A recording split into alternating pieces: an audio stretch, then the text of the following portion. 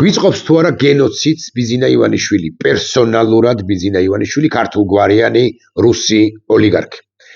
მიუხედავად იმისა, რომ სუსად წოდებულმა კანტორამ, რომელსაც ხელმძღვანელობს ბიზინა ივანიშვილის ერთ-ერთი წანაზარდი ბანდიტი, მამუკა მდინარაძე, შემოგთავაზა ვერსია იმასთან დაკავშირებით, რითი დაგვწამლეს გასული წლის ნოემბერ-დეკემბერში, ჩვენ მაინც მოგვიწევს ამ თემაზე ხშირი და კომპეტენტური და კვალიფიციური საუბარი, არა მხოლოდ მე, არამედ პირველ ყოვლისა ბიოლოგებს, ქიმიკოსებს, ექიმებს, პირებს, რომლებიც კვალიფიციურდი არიან და რომლებიც უკვე აცამტვერებენ იმ ვერსიას, რომელსაც გვთავაზობს მამუკა მდინარაძის კანტორა და მომავალშიც რა საკვირველია გააცამტვერებენ. მეც რაღა დაგიმალოთ და დღესაც, ხვალაც, ამ დღეებშიც, მომავალშიც საკმაოდ ხშირად ვისაუბრებ ამ თემაზე. იმ ვერსიაზე უფრო ზუსტი რომ ვიყო, თავის დაძვრენის იმ ცდილობაზე, რომელიც შემოგთავაზა, აკი გითხარით ბიზინა ივანიშვილმა პერსონალურად, ცხადია, სუსის წარმომადგენლის განცხადება ოფიციალური გადათანხმებული იყო პერსონალურად ბიზინა ივანიშვილთან, კობახიძესთან კი არა მხოლოდ, არამედ ბიზინა ივანიშვილთანაც და რაღა დაგიმალოთ და ისინი ცდილობენ და გარკვეულწილად შესაძლოა ეფექტურადაც ახერხებენ, რომ თავი გამოიძვრინონ, თავი დაიძვრინონ ამ ერთობ არა უხერხული, არა იმდენად უხერხული, რამდენადაც ჩიხური მდგომარეობიდან. ამ თემაზე ჩვენ ვისაუბრებთ შემდგომ ვიდეო ბლოგებში, ახლა კი ვისაუბროთ თემაზე, რაც არანაკლებ საინტერესოა, მარტოა თუ არა ჩვენი ქვეყანა. მარტოა თუ არა რეგიონულ კონტექსტშიც, არა თუ გლობალურ კონტექსტში, არამედ რეგიონულ კონტექსტშიც და მე დავსვამ ერთ საინტერესო კითხვას. გამახსენეთ, გთხოვთ, რომელ სახელმწიფოსთან აქვს საქართველოს კარგი ან საუკეთესო ურთიერთობები. ევროკავშირის პრაქტიკულად ყველა ქვეყანასთან ინდივიდუალურ რეჟიმში მას ურთიერთობები არეული აქვს დემოკრატიული სამყაროს ერთ ნაწილთან, ერთ მნიშვნელოვან ნაწილთან. ურთიერთობები არეული აქვს ბრიტანეთთანაც, საიდანაც საქართველოს დე-ფაქტო ხელისუფლება დღე-დღეზე ელის სანქციებს. ურთიერთობები არეული აქვს ამერიკის შეერთებულ შტატებთან, ეს ყველამ ვიცით. პრაქტიკულად არა აქვს ურთიერთობები ავსტრალიასთან, ახალ ზელანდიასთან, კანადასთან. სამხრეთ ამერიკის ქვეყნებთან არა აქვს ურთიერთობები კი, ცენტრალური აზიის სახელმწიფოებში ხანდახან ჩადიან ხოლმე ეგრეთ წოდებული ოფიციალური პირები, თუმცა ვერ ვიტყვით, რომ ასე მაგალითად ყაზახეთის ან უზბეკეთის საუკეთესო პარტნიორი არის სწორედაც რომ საქართველო. ახლო აღმოსავლეთთან მათ პრაქტიკულად ურთიერთობა არა აქვთ ისრაელის ჩათვლით. ირანში იყო გეხსოვებათ ბანდიტი ირაკლი კობახიძე და პანაშვიდებს და გასვენებებს ესწრებოდა, მაგრამ გარკვეული ბოლო პერიოდია ირანთანაც არ არის ეს ინტენსიური ურთიერთობები, თლად გულახდილებით თუ ვიქნებით. ურთიერთობა არა აქვს ამ კარგი ურთიერთობა არა აქვს საქართველოს დე-ფაქტო ხელისუფლებას საუკეთესო ურთიერთობა იაპონიასთანაც კი ცდილობენ გარკვეული პროექტების განხორციელებას, მაგრამ ძალიან მიკრომასშტაბის პროექტებია ეს. ჩინეთთანო ვინმე იტყვის, მაგრამ ჩინეთთანაც არ არის განსაკუთრებული ურთიერთობები, ხო სტრატეგიული პარტნიორები ვართ, მაგრამ ჩინეთი მძლავრი და ზემძლავრი სახელმწიფოა და საქართველოსთვის ვერც იცლის და ის ინვესტიციები, რომლებიც ჩინეთს უნდა განეხორციელებინა, რასაც მე არ მივესალმები აქვე გეტყვით, მაგრამ ისინიც კი ბოლომდე ვერ ხორციელდება, ხო, ახლო აღმოსავლეთზე გამახსენდა ეს არაბული ინვესტიციები, რომლებიც საბოლოო ჯამში ალბათ მაინც ბლეფია და საბოლოო ჯამში ალბათ მაინც ვერ განხორციელდება, იმიტომ რომ მათ შორის იმიტომ რომ ეს არ არის ინვესტიციები. საქართველოს მილიარდ ნახევარი დოლარის მიწას დებს რაღაც პროექტში, რომელიც მაღალი ალბათობით ვერ შედგება. უკაცრავად რეგიონზე გამახსენდა, თუ იმეს გონია რომ საქართველოს აქვს საუკეთესო ურთიერთობები თურქეთთან, ის ვინმე მწარედ ცდება. თუ ვინმეს გონია რომ საქართველოს აქვს საუკეთესო ურთიერთობები სომხეთთან, ეს ვინმე მწარედ ცდება, მიუხედავად იმისა, რომ პრემიერი ფაშინიანი არ ვიცი, საშუალოდ 5 თვეში, 6 თვეში ერთხელ სტუმრობს ხოლმე საქართველოს. მისი ფაშინიანის ერთადერთი მთავარი, მოდი ასე ვიტყვი, მოთხოვნა არის ის, მოთხოვნა თუ სურვილი თუ პოლიტიკა არის ის, რომ საქართველოს არ დასცილდეს ევროპას და ევროკავშირს რამდენადაც საქართველო უმნიშვნელოვანესი ლოკომოტივი ქვეყანაა სომხეთისთვის ევროკავშირთან ურთიერთობის გზაზე და სომხეთი იცით თქვენ რომ ევროკავშირთან ურთიერთობის დაწყება, აწყობა, დალაგებას ცდილობს წარმატებითაც გულახდილები ვიქნებით, მაგრამ საქართველოსგან დამოუკიდებლად სომხეთი მაინც იზოლირებული, მაინც მარტოდმყოფი ქვეყანა იქნება, ამდენად თავარი კვლავ ვიმეორებ, გენერალური მოთხოვნა თუ პოლიტიკა სომხეთისა, ოფიციალური ერევანისა არის, რომ საქართველო თბილისი დიდად არ ჩამოსცილდეს, საბოლოოდ არ ჩამოსცილდეს ევროკავშირს როგორც სივრცეს, თუმცა თბილისი ბოლოდინებს არ უმართლებს რეალურად ერევანს, აქედან გამომდინარე სომხეთის ევროინტეგრაციაც კი საეჭვო ხდება მაშინ და იმ პირობებში თუ თბილისი უფრო პრომოსკოვური იქნება და არა პროევროპული და არის თბილისი ვაღიაროთ უფრო პრომოსკოვური კი არა, ნამდვილად პრომოსკოვური. თბილისი არის ერთგვარი კავკასიის მინსკი, საქართველო არის ერთგვარად კავკასიის ბელარუსი უკვე ოფიციალურ დონეზე, თორე ქართული საზოგადოება de facto ხელისუფლებას ბიზინა ივანიშვილს რომ ეწინააღმდეგება, ამასთან დაკავშირებით თქვენის ნებართვით ორ სიტყვასაც კი არ ვიტყვით, ეს თქვენ ჩემზე უკეთ იცით.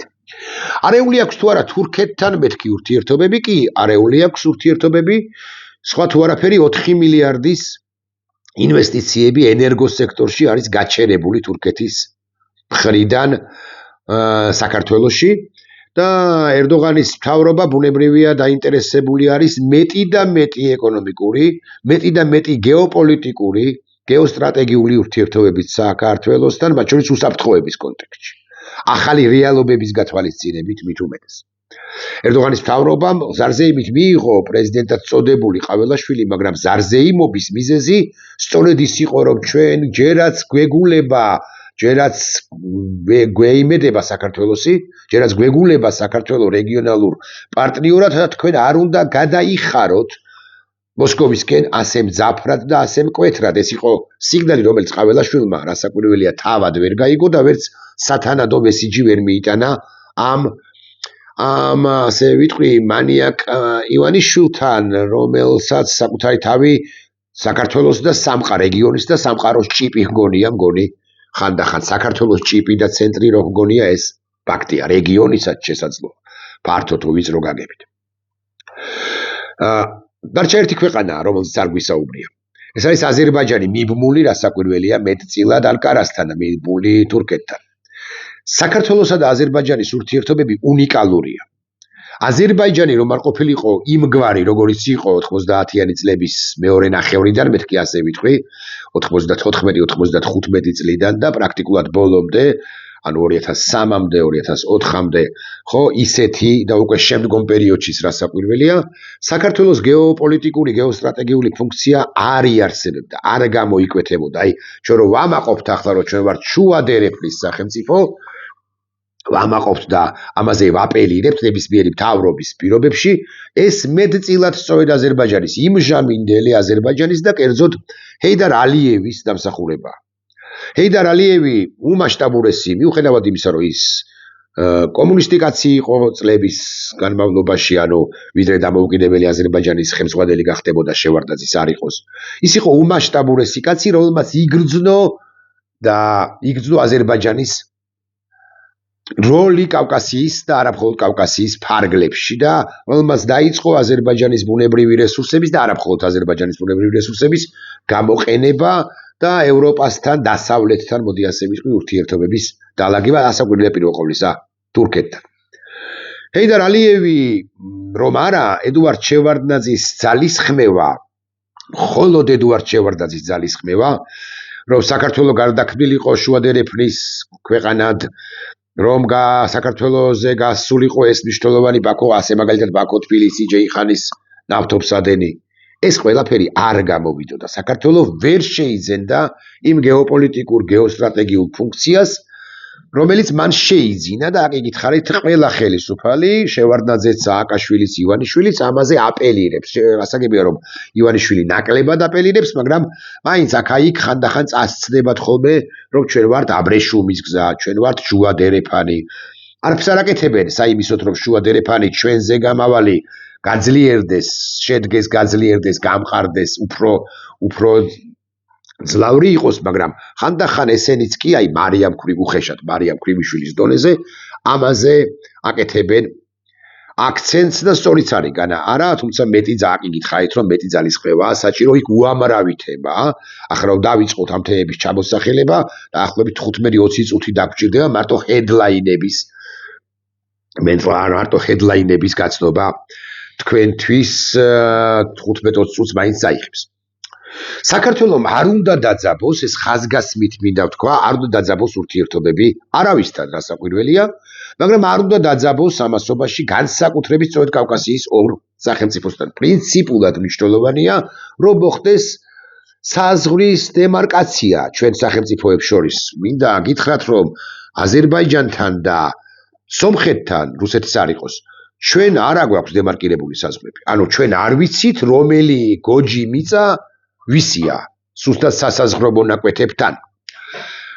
წლები ამაზე მუშაობა მიმდინარეობდა, თუმცა ბოლო პერიოდში საგარეო უწყება და არა მხოლოდ საგარეო უწყება, ამასთან დაკავშირებით პრაქტიკულად არაფერს აკეთებს ჩვენი საგარეო უწყება, თუმცა აქვე გეტყვით, რომ სომხეთის პრემიერი ძალიან ხშირად ითხოვდა და ალბათ ახლაც ითხოვს, რომ როგორღაც იქნება გავავლოთ საზღვარი, როგორღაც იქნება მოვნიშნოთ მარტივად ამბობ წერტილები, რომელი გოჯი მიწა, რომელი სოფელი, რომელი გორაკი, რომელი ბორცვი ვისია.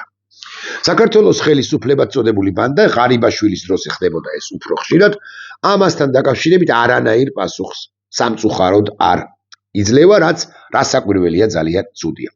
ამასობაში მე დამავიწყდა მეხსენებინა რუსეთი. და მინდა ვიკითხო, როგორ გონიათ საქართველოს საუკეთესო ურთიერთობა აქვს კი რუსეთთან. მიუხედავად იმისა, რომ ივანიშვილი ოლიგარქის თავრობა თითქოს ყველაფერს აკეთებს საიმისოდ, რომ რუსეთთან ურთიერთობა დაალაგოს, რუსეთიდან მოსკოვიდან ისმის სიგნალები, რომ ვერ დაალაგდება ურთიერთობები საქართველოსთან, ივანიშვილის საქართველოსთანაც კი, ვიდრე საქართველოს დე-ფაქტო ხელისუფლება, ასე კი არ ამბობენ, საქართველოს ხელისუფლებაო ასე ამბობენ, პრაქტიკულად არ აღიარებს აფხაზეთისა და ცხინვალის რეგიონის სამხრეთ ოსეთის დამოუკიდებლობას. მანამდე არ იტყვის, რომ ცეცხლის განუახლებლობის ხელშეკრულებას აწერს ხელს და არ მოაწერს უკვე შემდგომ ხელს ცეცხლის განუახლებლობის ხელშეკრულებას აფხაზებთან და ოსებთან, სამხრეთ ოსეთელებთან და აფხაზეთთან და მე უკვე პრაქტიკულად არ აღიარებს ამ ორი საქართველოს ძირძველი რეგიონის დამოუკიდებლობას. ოფიციალური თბილისად წოდებული ამაზე ჯერჯერობით თანახმა არ არის, ასე უნდა ვთქვა, თუმცა დარწმუნებული ვარ, რომ ბიძინა ივანიშვილი ოღონდაც კი კონფლიქტი აღმოიფხვრას, გარკვეული გარემოებების შექმნის შემთხვევაში წავა ერთგვარ ირიბ, ან ერთგვარ პირდაპირ აღიარებაზე დე-ფაქტო მდგომარეობისა და დე-ფაქტო მდგომარეობას დე-იურე მდგომარეობად გარდაქმნის, გარდა აქცევს, ანუ აღიარებს სამხრეთ ოსეთისა და აფხაზეთის დამოუკიდებლობას. ეს სხვა თემაა. მე იმის თქვა მინდა, რომ საუკეთესო ურთიერთობა მიუხედავად იმისა, რომ საქართველოს დე-ფაქტო ხელისუფლება გიბოდიშებს ძმისათვის და ეტენება მოსკოვს, ეტენება რუსეთს, საუკეთესო ურთიერთობა ჯერაც არ აქვს, თუმცა სულ უფრო ძლიერდება ტენდენციები, რომ იქნება აღვადგინოთ დიპლომატიური ურთიერთობები და საქართველოს დე-ფაქტო ხელისუფლება ყველაფერზე იქნება ყაბულ, ანუ ნეიტრალიტეტზე, რუსის ჯარის დაკანონებაზე, საოკუპაციო კანონის გაუქმებაზე, ოკუპაციის კანონის გაუქმებაზე, რუსის ჯარის დაკანონებაზე, კონფედერაციაზეც თუ მოსკოვიდან შემხვედრი წინადადებები იქნება, თუმცა როგორც ჩანს არ იქნება ყოველ შემთხვევაში მოცემულობებზე ამის სიგნალები არ არის. დასავლეთის მთლიანად ამოზირკვაზე, ნატოზე უარის თქმაზე, ევროკავშირზე უარის თქმაზე და ასე შემდეგ და ასე შემდეგ და ასე შემდეგ. კარგით, რუსეთს დავარებოთ თავი და კვლავ დაუბრუნდეთ კითხვას, კი არა საკითხს. გჭირდება თუ არა ჩვენ აზერბაიჯანი, რამდენად მნიშვნელოვანი ქვეყანაა ჩვენთვის სამხრეთიც რასაკვირველია და აზერბაიჯანიც რასაკვირველია და მე გეტყვით, რომ ფრთამოტეხილია საქართველოს გარეშე აზერბაიჯანი რასაკვირველია, მაგრამ ორ ფრთამოტეხილია აზერბაიჯანის გარეშე საქართველო, რომ ვიცოდეთ მით უმეტეს დღევანდელ რეგიონულ კონტექსტში, როდესაც პრეზიდენტ ტრამპის ძალის ხმევით, ასე უნდა ვთქვა, თქვენი ნებართვით, გაფორმდა ხელშეკრულება შეთანხმება სახელწოდებით აბრევიატურით ტრიპ, ანუ ტრამპის გზა მშვიდობისა და კეთილდღეობისათვის, ანუ ეგრეთ წოდებული აზერბაიჯანული ტოპონიმიკით ეგრეთ წოდებული ზანგეზურის დერეფანთან დაკავშირებით და სომხეთსა და აზერბაიჯანს შორის პრინციპში ურთიერთობები ლაგდება, ალბათ სწორი სიტყვა მოგვარდა, ან მოგვარების, სრული მოგვარების პროცესში. სხვადასხვა ეს სახელმწიფოები უკვე საუბრობენ ხსენებულ დემარკაციაზე, ანუ გავლებაზე საზღვრისა და დაკანონებისა, ისინი ერთმანეთთან დაპირისპირებულები 10 წლეულების განმავლობაში ახლა ერთმანეთს ეუბნებიან, რომ ეს გოჯი მიწა ჩემია და დამიკანონე, ანუ თქვი აღიარე, რომ ეს არის სომხეთისა, ხოლო ის გოჯი არის აზერბაიჯანისა და დამიკანონე, აღიარე და ასე შემდეგ და ერთმანეთს აღარ გადავეკიდოთ. აღარ ვეომოთ, აღარ ვიჩხუბოთ და სამუდამო მშვიდობა, ან გრძელვადიანი მშვიდობა დამყარდეს ჩვენ შორის. ამ სახელმწიფოებს შორის აზერბაიჯანი იმ თვალსაზრისით არის გამორჩეული, რომ იქ დემოკრატიის ნიშან-წყალიც არ არის, რასაკვირველია ნიშან-სვეტიც არ არის, თუმცა უსაფრთხოების თვალსაზრისით აზერბაიჯანი უსაფრთხოების სისტემების ან თავდასხმის უნარიანობისა და უსაფრთხოების სისტემებით აზერბაიჯანი ერთგვარად უახლოვდება სწორედ დასავლურ სტანდარტებს. ამაზე მეტყველებს ის სამხედრო ბაზა, რომელსაც ისინი უახლოეს ხანებში 500-600 მილიონი დოლარი უნდა ჩაიდოს. თურქეთის ძალისხმევით ააშენებენ თუ გამართავენ ააშენებენ აზერბაიჯანის ტერიტორიაზე და რომელიც სხვათა შორის ეს სამხედრო ბაზა არა მხოლოდ აზერბაიჯანისთვის იქნება მნიშვნელოვანი, არამედ რეგიონულ კონტექსტშიც არის მოსააზრიებელი და იქნება დასავლურის და ნატოს სტანდარტებისა, ეს არაერთხელ ითქვა. დიახ, აზერბაიჯანი არ არის ასე პირდაპირ ნატოსკენ, დასავლეთისკენ მიმავალი ქვეყანა, თუმცა დროთა განმავლობაში არც ეს არის გამორიცხული, რომ აზერბაიჯანმა უსაფრთხოების გარკვეულ სისტემებში მიიღოს საერთაშორისო კონტექსტში მიიღოს მონაწილეობა. აქვე არ დაგვავიწყდეს, რომ აზერბაიჯანი არის ქვეყანა, რომელიც ერთგვარადზე მნიშვნელოვნად ეხმარება, არ უშინდება რუსეთს და ეხმარება უკრაინას.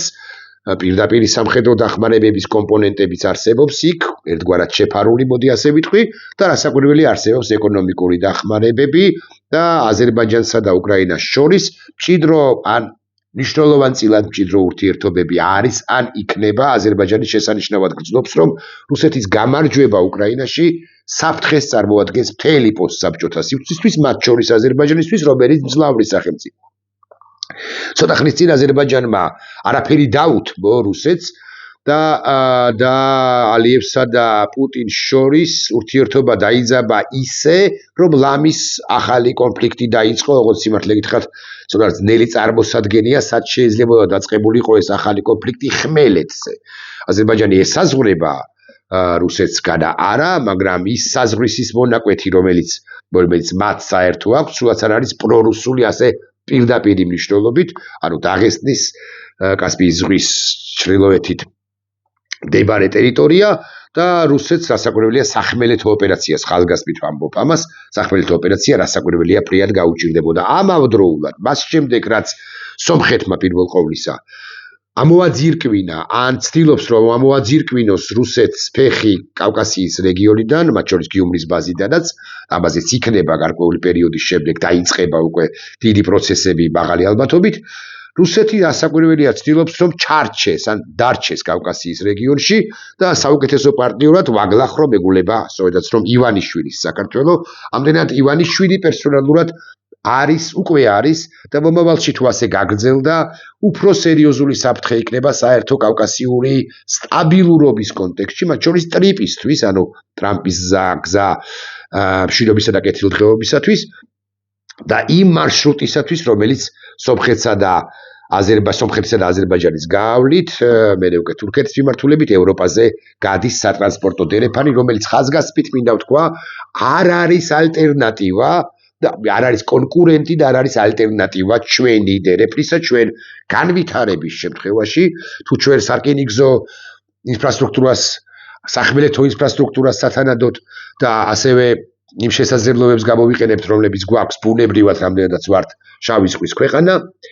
ჩვენ კონკურენტიც არ ვიქნებით და ალტერნატივაც არ ვიქნებით ზანგეზურის ეგრეთ წოდებული დერეფნისა, არამედ ვიქნებით კიდევ ერთი გზა, ან პირველი გზა, შეგვიძლია ასე ვთქვა, მაინც პირველი გზა ვიქნებით დამაკავშირებელი აღმოსავლეთისა დასავლეთთან.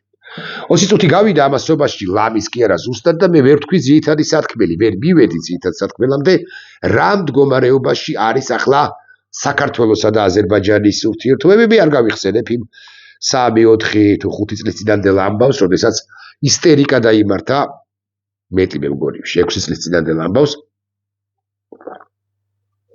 ოფიციალურმა თბილისმა დავით გარეჯას მონასტერთან დაკავშირებით, გარეჯი საქართველოა, იყვირა იმდენი და აყვირა ცალკეული გაუცნობიერებელი, მათ შორის სპიკერები, საქმეში გაუცნობიერებელი, რომ ლამის ისე გადაიძაბა, რომ ლამის თითქმის ლოკალურ რაღაც კონფლიქტებამდეც, არ ვიცი რომ შეიარაღებულ კონფლიქტამდე მეთქი, მაგრამ ლოკალურ კონფლიქტებამდეც კი მივიდა საქმე საქართველოს ამ ტერიტორიას საზღვრის ამ მონაკვეთზე. აზერბაიჯანის საზღვრის ცველები შემოვიდნენ უფრო სიღრმეში, იცით თქვენ და პრაქტიკულად გაამაგრეს ის ტერიტორია, რომელიც მანამდე გამაგრებული არ ჰქონდა და ჩვენ შეგვეძლო კიდევ აქა-იქ ჩვენს ტურისტებს, ჩვენს მოქალაქეებს თავისუფლად გადასვლა და მონახულება იმ ისტორიული ქართული კვლავ ვიმეორებ ისტორიული ძეგლებისა, იმდენად გადაძაბა თბილისმა ბაქოსთან ურთიერთობები, რომ ეს შესაძლებლობა მოცემულ ეტაპზე, რამდენადაც ჩემთვის ცნობილია, მოქალაქეების მნიშვნელოვან ნაწილს აღარ აქვს მას შემდეგ. კორონას დროს ჩაკეტა აზერბაიჯანმა, ეგრა მაგის პასუხი არა, წითელი ხიდი და წითელ ხიდზე მხოლოდ სატვირთო მანქანების გადასვლა შესაძლებელი, ანუ ჩვეულებრივი მოქალაქეები და ჩვეულებრივი სუბუქი ავტომობილები საქართველოსთან აზერბაიჯანის მიმართულებით უკვე რამდენი ხანია კორონა დასრულებულია და ვერ მოძრაობენ. მაგრამ აი ბოლო ხანებია, მე ამაზე ერთი ვიდეო ბლოგი მქონდა, კიდევ უფრო მეტად დაიძაბა ურთიერთობა საქართველოსა და აზერბაიჯანს შორის. კიდევ ერთხელ მინდა ვთქვა, საქართველოს აზერბაიჯანის გარეშე არის ორ ფრთა მოტეხილი ქვეყანა და აზერბაიჯანი კი ფრთა მოტეხილი ქვეყანა. კიდევ ერთხელ უნდა ვთქვა, უფრო სწორად ეს თქვი თუ არა, არ მახსოვს სიმართლე გითხრათ, რომ რუსეთი ეცდება რევანშს აზერბაიჯანზე და სომხეთზე და პლაცდარმად გამოიყენებს საქართველოს, რომ ბიზნეს საქართველოს, რომელიც აშკარად პრორუსული ქვეყანაა. ეს ხო ვთქვით, ახლა კი ვიმსჯელოთ თემაზე, რა ხდება მოცემულ ეტაპზე საქართველოსა და აზერბაიჯანს შორის და მე ციტირებას მოვახდენ რამდენიმე მნიშვნელოვანი პასაჟისა, გამოქვეყნებული სტატია, ესე იგი ბათუმ მედგაზეთში უკაცრავად და ესე იგი თბილისი ბაქოს გაბრაზებას აგრძელებს. აზერბაიჯანის კიდევ ერთი სახელმწიფო მედია გამოცემა საქართველოს ხელისუფლებას ამჯერად მშვიდობის წინააღმდეგ პოლიტიკაში ადანაშაულებს. მნიშვნელოვანია, რომ აქ აზერბაიჯანში, სადაც თავისუფალი მედია პრაქტიკულად არ არის განვითარებული, აქ სახელმწიფო მედია საშუალებები პრაქტიკულად ახმოვანებენ ოფიციალური ბაქოს პოზიციას და აი ეს მედია საშუალება, კერძოდ მინვალ აზი, რომელიც აზერბაიჯანის პროსახელისუფლო მედია, აქვეყნებს სტატიას სათაურით საქართველოს მშვიდობის წინააღმდეგ თამაშობს, თბილისი ბაქოს მოთმინების ზღვარს ცდის. უკვე პრობლემაა, როდესაც სახელმწიფო ანუ ალიევი რომ აკონტროლებს ის მედია საშუალება, ამ სათაურით აქვეყნებს სტატიას. ეს არ არის ერთი მედია საშუალების სარედაქციო პოლიტიკა, ერთი ავტორის მიერ მოფიქრებული სათაური. ეს არის ოფიციალურ ბაქოსთან, ალიევთან, ასე ვიტყვი, პერსონალურად შესაძლოა ალიევთან არა, მაგრამ ალიევის ადმინისტრაციასთან გადათანხმებული მესიჯი. სტატიაში ნათქვამია, რომ ბოლო თვეებში ბაქოსა და თბილისის ურთიერთობებში აშკარად შეიმჩნევა დაძაბულობა, რაც აღარ არის ინდივიდუალური ბიუროკრატიული შეცდომების შედეგი. გადაწყვეტილებათა ჯაჭვი მიანიშნებს, ციტირება სტატიისა, რომ საქართველოს რეგიონული პოლიტიკის ლოგიკა იცვლება. აზერბაიჯანული მედია იუწყება, რომ შექმნილი ვითარების ფონზე, როდესაც აზერბაიჯანული ძღოლები სექტემბრიდან სექტემბრ შეფერხებას აწყდებიან, მე კიდევ ერთხელ მინდა გავიმეორო და ეს რამდენიმე ხნის წინ მქონდა ვიდეო ბლოგში, რამდენიმე დღის წინ. საქართველოს აზერბაიჯანის სახმელეთო საზღვარზე შეფერხება აქვთ იმ ძღოლებს, რომლებიც 10, 15, 20 წელიწადია ამა თუ იმ ტვირთს, მათ შორის თამბაქოს ეზიდებიან თურქეთის მიმართულებით. ანუ აზერბაიჯანი უხეშად ბაქოდან თბილისისკენ მომავალ სატვირთო მომავალი სატვირთო მანქანების ძღოლებს 10, 20, 25 დღე აჩერებენ საზღვარზე თითქოს ბიუროკრატიული გადამოწმების საბაბით, მაგრამ 10, 15, 20, 25 დღიანი შეფერხება მნიშვნელოვნად ართულებს არა მხოლოდ იმ კონკრეტული ძღოლების ან კომპანიების ბიზნეს, რომლებიც გადაზიდვებით არიან დაკავებული, არამედ ზოგადად ურთიერთობას ამ ორ პარტნიორ სახელმწიფოს იდეაში პარტნიორი სახელმწიფო რომ უნდა იყოს შორის. ზოგიერთი სატვირთო მანქანა თვეობითაა საბაჟოზე გაჩერებული. საქართველოს ხელისუფლება კი პრობლემის მოსაგვარებლად არც პოლიტიკური ნებით, არც მართვის უნარიანობით გამოირჩევა, წერს ეს აზერბაიჯანული გამოცემა და ციტატა: რეალური ნაბიჯების ნაცვლად მხოლოდ ფორმალურ განცხადებებს ხედავთ. განსაკუთრებით მოულოდნელი იყო თბილისის ნაბიჯი, რომელიც რეგიონული სატრანსპორტო საკითხების შესახებ განხილვებს მოჰყვა. ამ გამოცემის ცნობით, ერთი კვირის წინ 28 ნოემბერს გაბალაში გაიმართა აზერბაიჯანსა და ეს არის ძალიან საინტერესო ის ახალი კომპონენტი, რომელზეც ყურადღებას არავინ ამახვილებს. ერთი კვირის წინ ამ გამოცემის თანახმად 28 ნოემბერს ზუსტად გაბალაში გაიმართა აზერბაიჯანსა და სომხეთს შორის საზღვრის დემილიტაციის ერთობლივი კომისიის მე-13 შეხვედრა, ანუ სომხეთი და აზერბაიჯანი აქ იგითხარით, რომ ცდილობენ თქვან, რომ შეთანხმდეთ საკითხზე, რომ ის გოჯი მიწა, ის ბორცვი, ის გორაკი, ის ნაწილი მიწისა შენია აზერბაიჯანო და ეს ნაწილი არის სომხეთისა, ანუ დემარკაცია ხდება, მიმდინარეობს პროცესი ორი სახელმწიფოს საზღვრების დადგენისა ერთმანეთს შორის და გაიმართა შეხვედრა ერთობლივი კომისიების მე-13, რომელსაც სომხეთისა და აზერბაიჯანის მინისტრების მოადგილეები, შესაბამისად შახინ მუსტაფაევი და მგერ გრიგორიანი ხელმძღვანელობდნენ. საკმაოდ წარმომადგენლობითი დელეგაციებია. მანუალ პოლიტიკას წყაროების თქმით, ერთ-ერთი ასეთი თემა იყო აზერბაიჯანული ნავთობისა და ნავთობპროდუქტების სომხეთში ექსპორტის პერსპექტივა. ვინ წარმოიდგენდა, რომ აზერბაიჯანული ნავთობი და ნავთობპროდუქტები ოდესმე, ვინ წარმოიდგენდა 2 წლის წინ, უნდა მოხვედრილიყო ან მოხვდებოდა სომხეთის ტერიტორიაზე, მაგრამ მხარეები ამაზეც კი საუბრობენ. ანუ ბაქოს აზერბაიჯანის ნავთობის სომხეთში ტრანსპორტირებაზე, მაგრამ ვაგლახდა სამწუხაროდ შეუძლებელია ეს პირდაპირ სარკინიგზო მიმოსვლის არარსებობის გამო. ეკონომიკური სარგებელი უნდა მოუტანოს და ამან უნდა მოუტანოს ეკონომიკური სარგებელი და რეგიონს კი მშვიდობიანი განვითარების სივრცე დაუტოვოს. ორ ქვეყანას შორის პირდაპირ სარკინიგზო კავშირის არარსებობა ტრანზიტის ერთადერთ მარშრუტად ტოვებს საქართველოს. ანუ იმისთვის, რომ აზერბაიჯანმა შეიტანოს სომხეთში ნავთობპროდუქტები, უნდა გამოიაროს საქართველოს ტერიტორია. და ამ დროს ასაკეთებს ოფიციალური მონაცემით რკინიგზის დეპარტამენტი. კატასტროფული უწყება. მაგრამ რეალურად კი საქართველოს უწყება არა, კატასტროფული ორგანიზაცია. რეალურად კი საქართველოს დე-ფაქტო ხელისუფლება. აზერბაიჯანი ითხოვს ამასობაში თბილისს თხოვს ტარიფის დაწესებას გარდაბანი სადახლოს მონაკვეთზე. საქართველოს პასუხი არის უნიკალური, დიდი ბევრწუთიანი ვიდეობლოგი გამომდის და გიბოდიშებთ.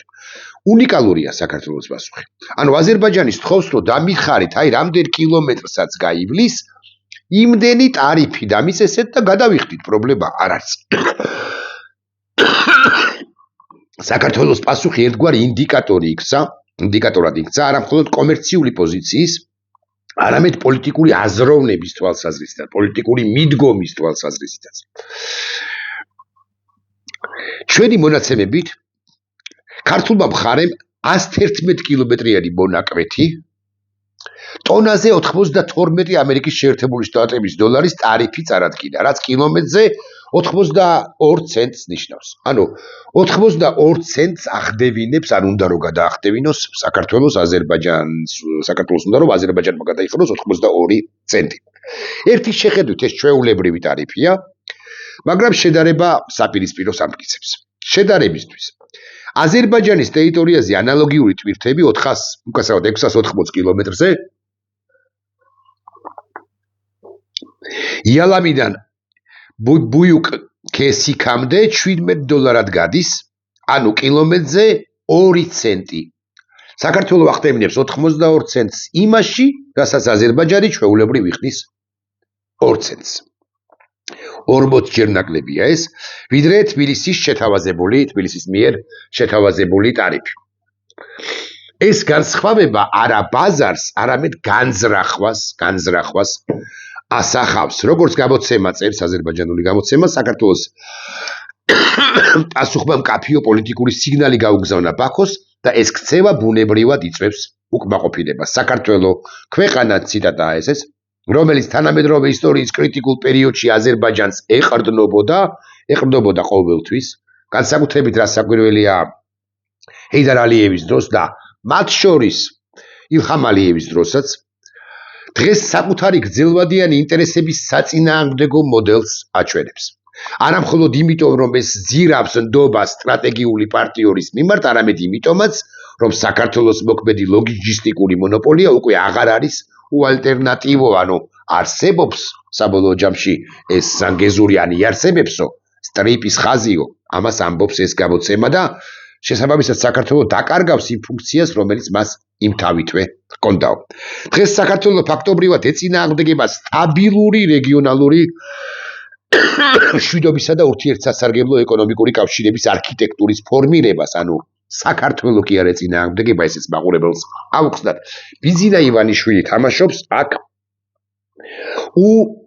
საშინლეს როლს კავკასიის რეგიონის მასშტაბით. მას არ აყავს არავინ პარტნიორი, არავინ არ არის მისი პარტნიორი და ამით ბუნებრივად აჯავრებს სხვათა შორის არა მხოლოდ აზერბაიჯანს, ეს ძალიან მნიშვნელოვანია, არამედ ანკარასაც, რომელიც ბუნებრივია დაინტერესებულია იმით, რომ კავკასიაში არ დაბრუნდეს რუსეთი და ანკარა ერდოღანი არ გეგონოთ, როგორც ერთ-ერთი ავტორი წერდა ცოტა ხნის წინ, ურსულა ფონ დერ ლაიენი, ანუ ბრიუსელის ევროკავშირის ხელმძღვანელი.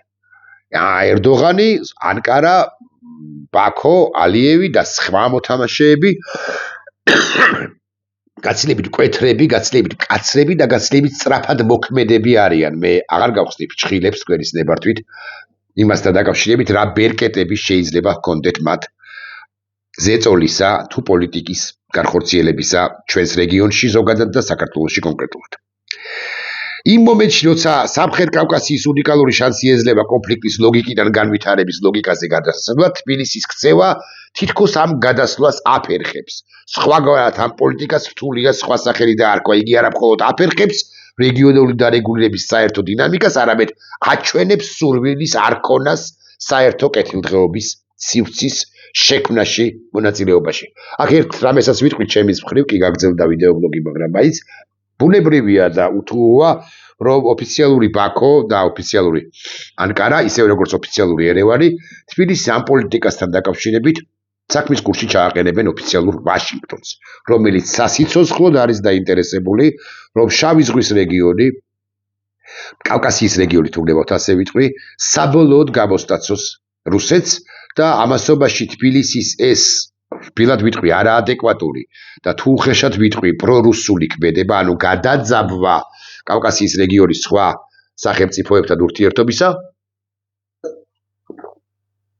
ვაშინგტონს ძალიან უკიდურესად გააღიზიანებს.